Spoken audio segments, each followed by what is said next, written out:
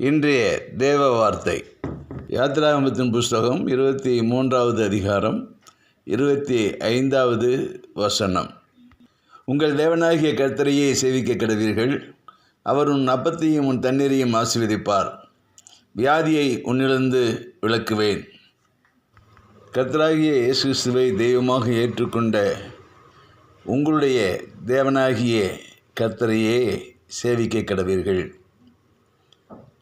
அவரை உறுதியாய் பற்றி கொண்ட மனதுடையவர்கள் அவரையே நம்பியிருக்கிறபடினாலே அவர்களை பூரண சமாதானத்துடன் தேவன் காத்துக்கொள்வார்.